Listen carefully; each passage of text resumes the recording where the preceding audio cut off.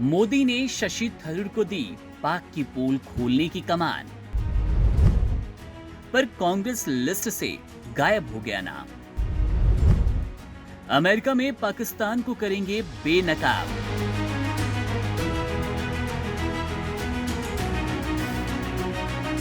भारत सरकार ने पाकिस्तान को आतंकवाद के मुद्दे पर वैश्विक स्तर पर बेनकाब करने के लिए एक बड़ी कूटनीतिक मुहिम की शुरुआत कर दी।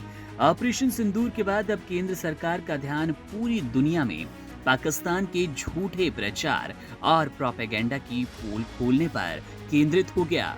इस उद्देश्य से मोदी सरकार ने ऑल पार्टी डेलीगेशन का गठन कर दिया, जो विभिन्न देशों में जाकर भारत का पक्ष मजबूती से रखेगा और पाकिस्तान की असलियत उजागर करेगा। सबसे पहले आपको दोनों पार्टियों की लिस्ट दिखाते हैं। सरकार के मुताबिक सातों डेलीगेशन को ये सांसद लीड करेंगे। Shashi Tharoor, United States of America. Baijayant Panda, Eastern Europe. Kanimozhi, Russia. Sanjay Jha, South East Asia. Ravishankar Prasad, Middle East. Supriya Sule, West Asia. Shrikant Shinde, अफ्रीकी देश। वहीं कांग्रेस की ओर से आनंद शर्मा पूर्व केंद्रीय कैबिनेट मंत्री हैं। वहीं दूसरे नंबर पर हैं गौरव गोगोई, उपनेता कांग्रेस लोकसभा।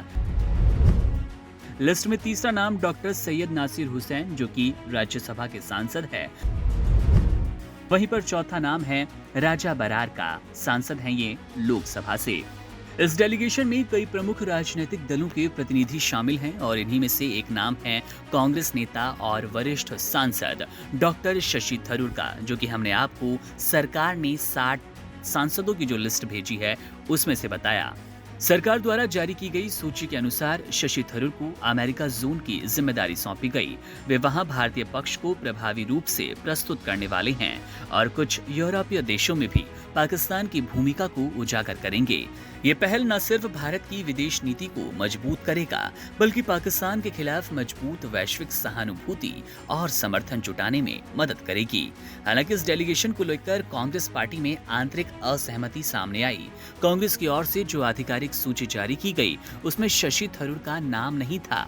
कांग्रेस के वरिष्ठ नेता जयराम रमेश ने सोशल मीडिया प्लेटफॉर्म एक्स, जिसे पूर्व में ट्विटर कहा जाता था, उस पर पोस्ट साझा किया। उन्होंने लिखा, संसदीय कार्य मंत्री किरण रिजिजू ने 16 मई की सुबह कांग्रेस अध्यक्ष और लोकसभा में नेता विपक्ष राहुल गांधी से बातचीत की। इस बातचीत के दौरान कांग्रेस से 4 सांसदों के नाम मांगे गए, जिन्हें इस अंतर्राष्ट्रीय प्रतिनिधिमंडल में भेजा जाना है। इसके बाद कांग्रेस ने आधिकारिक रूप से 4 नामों की सूची सरकार को सौंपी, जिसमें शशि थरूर का नाम शामिल नहीं था।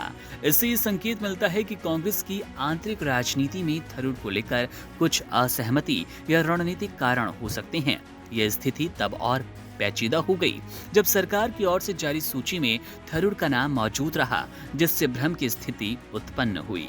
ये घटनाक्रम उस समय आया जब सरकार पाकिस्तान की आतंकवादी गतिविधियों को लेकर वैश्विक समर्थन जुटाने की कोशिशों में है।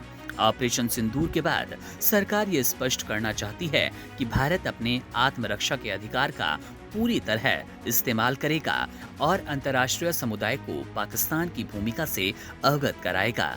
इस कूटनीतिक मुहिम में विपक्ष की भूमिका महत्वपूर्ण मानी जा रही है, क्योंकि अंतर्राष्ट्रीय मंचों पर एकजुटता और राष्ट्रीय हितों पर सर्वसम्मति भारत की छवि को और मजबूत बनाएगा। अभी देखना दिलचस्प होगा कि शशि थरूर इस डेलीगेशन का हिस्सा बनते हैं या कांग्रेस पार्टी अपने रुख पर अडिग रहेगी।